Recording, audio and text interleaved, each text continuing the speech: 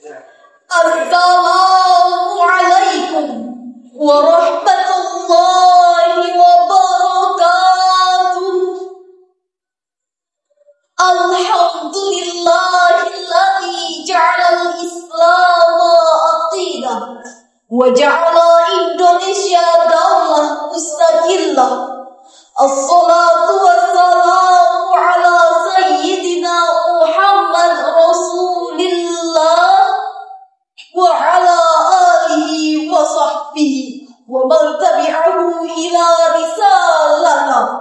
Amma ba'd. Dewan Hakim yang arif dan bijaksana, hadirin dan hadirat sebangsa dan setanah air yang kami banggakan, kerukunan berbangsa dan bernegara terusik oleh hadirnya intoleransi dalam kehidupan beragama. Perusakan tempat ibadah yang terjadi di banyak tempat menegaskan betapa toleransi lintas agama masih menjadi barang mahal dan langka di negeri kita tercinta Indonesia. Terlepas dari apa yang menjadi motif perusakan itu, kita sepakat bahwa tindakan tersebut seharusnya tidak terjadi di negeri yang menjunjung tinggi nilai-nilai kerukunan dalam beragama. Bukankah anarkisme, apalagi menyangkut agama yang sangat sensitif, justru menghilangkan nafsu kebinatangan yang seharusnya dibuang jauh-jauh dari benak manusia?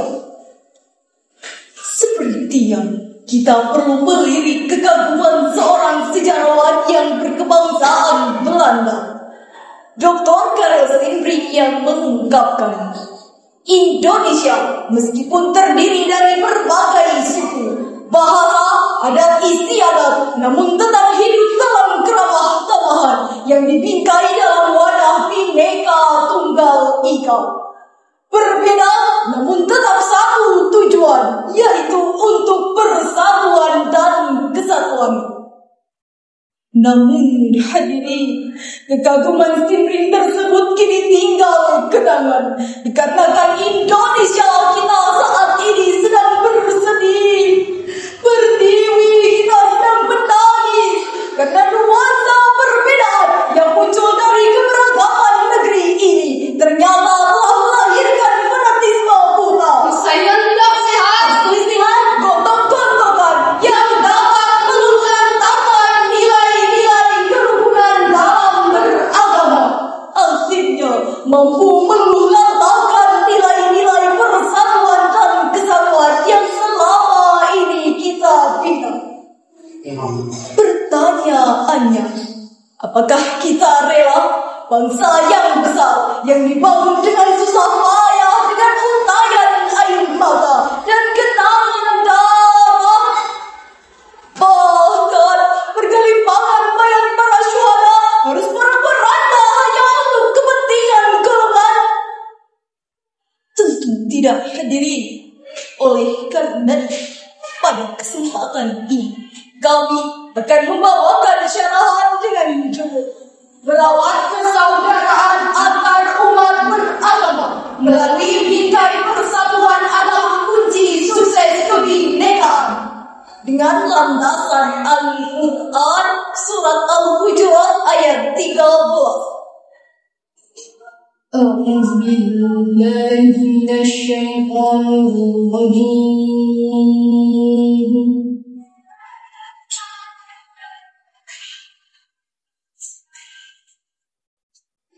Bismillahirrahmanirrahim.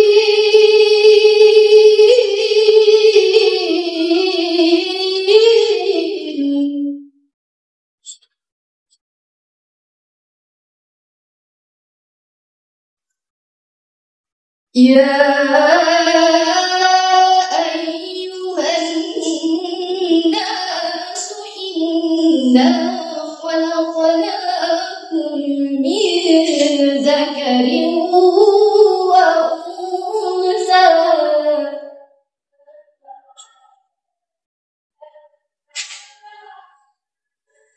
من ذكر وأنثى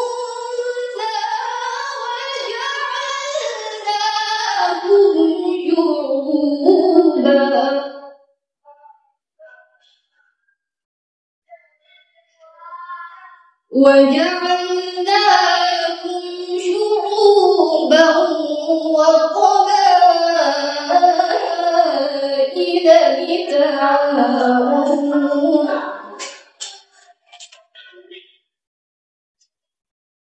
إن أكرمكم عند الله أتقاكم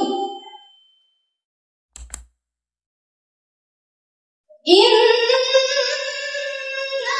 الله عليم خبير. Aku berlindung kepada Allah dari godaan syaitan yang terkutuk dengan menyebut nama Allah yang Maha Pengasih, Maha Penyayang. Wahai manusia, sungguh kami telah menciptakan kamu dari seorang laki-laki dan perempuan.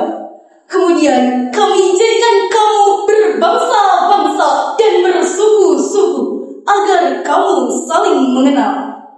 Sungguh orang yang paling mulia di sisi Allah ialah mereka yang paling bertakwa.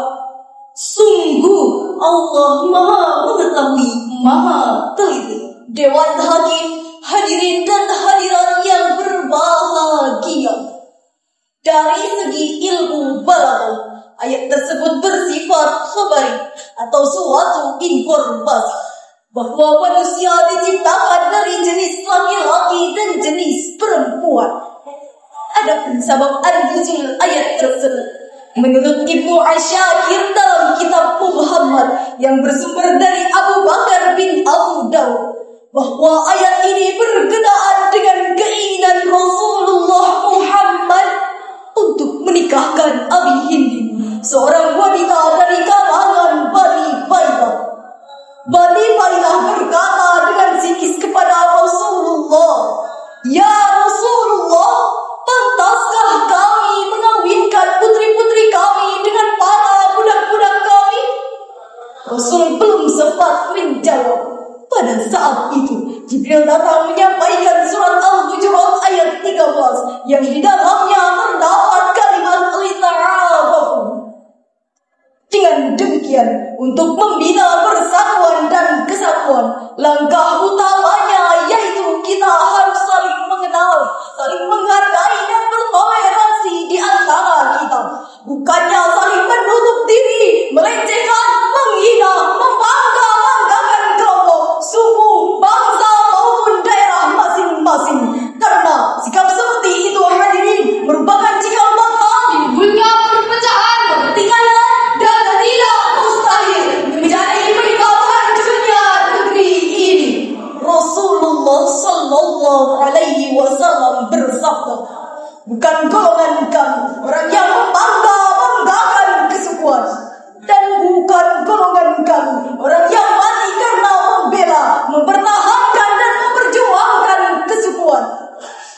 Allah mengisyaratkan agar kita saling memperkokoh persatuan dan kesatuan, serta melarang bercerai-berai, sebagaimana termaktub di dalam Al-Quran surat Ali Imran ayat 103. Wa'tasimu bihablillahi jami'an wa la tafarraqu.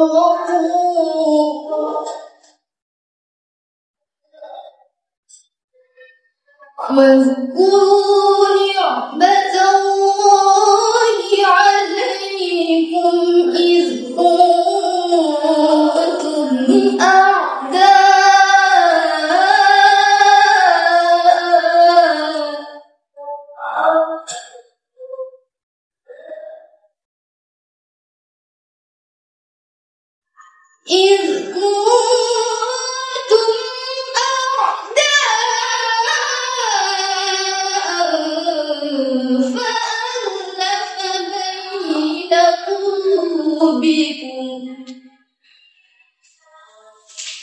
فألف بين قلوبكم فأصبحتم بنعمته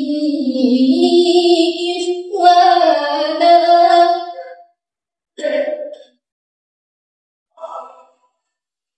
وكنتم على شفا حفرة من النار فأنقذكم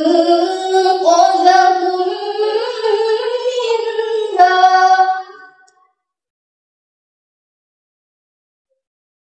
كذلك يبين الله لكم آياته لعلكم تهتدون. Dan berpegang teguhlah kamu semuanya pada tali ajaran agama Allah, dan janganlah kamu bercerai-berai, dan ingatlah nikmat Allah kepadamu ketika kamu dahulu zaman jahiliyah bermusuhan. Lalu Allah mempersatukan hatimu sehingga dengan karunia-Nya kamu menjadi bersaudara. Sedangkan ketika itu kamu berada di tepi jurang neraka, lalu Allah menyelamatkan kamu dari sana. Demikianlah Allah menjelaskan ayat-ayatnya kepadamu agar kamu mendapat petunjuk. Dewan Hakim, hadirin dan hadirat yang dirahmati Allah, Imam Ibnu Katsir dalam tafsir Al-Quran Al-Azim menjelaskan secara rinci maksud dari ayat tersebut. Allah menyuruh kita untuk bersatu padu dan melarang bercerai-berai. Untuk itu, mulai detik ini kita samakan langkah, samakan gerak, satukan persepsi, bersama dipikul, ringan sama dijijik. Perbedaan jangan melahirkan perpecahan, tapi dengan perbedaan kita harus saling menghargai dan saling melengkapi. Jika demikian halnya, apa yang harus kita lakukan dan apa yang harus kita hindari? Sebagaimana Allah menjelaskan di dalam Al-Quran surat Al-Anfal ayat 46. Wa ati'u Allah wa rasulahu wa la tanaza'u fatafshalu wa tazhaba rihukum wasbiru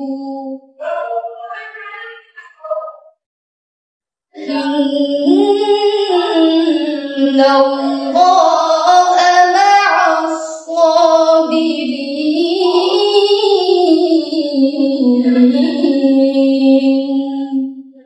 Shadaqallahul azim. Dan taatilah Allah dan Rasul-Nya, dan janganlah kamu berselisih yang menyebabkan kamu menjadi gentar dan kekuatanmu hilang.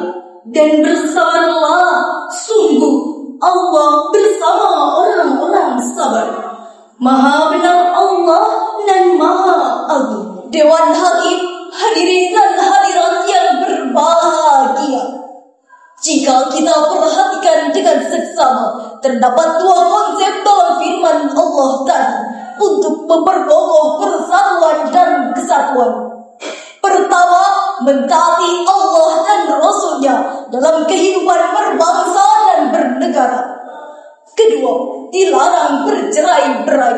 Wala tanaza'u adalah syiar nahi, sedangkan kaidah usul fikih mengatakan al-aslu fin nahyi lit-tahrim, suatu larangan pada asalnya menunjukkan haram. Dengan demikian, haram bagi kita menimbulkan keonaran, memicu kerusuhan, dan menempatkan bibit-bibit perselisihan di bumi Indonesia.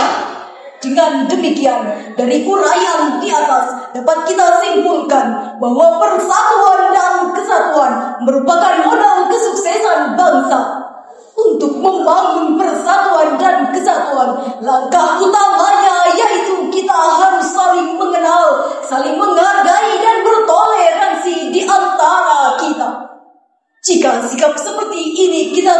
kembangkan, maka persatuan dan kesatuan akan tercipta. Rakyat akan sejahtera.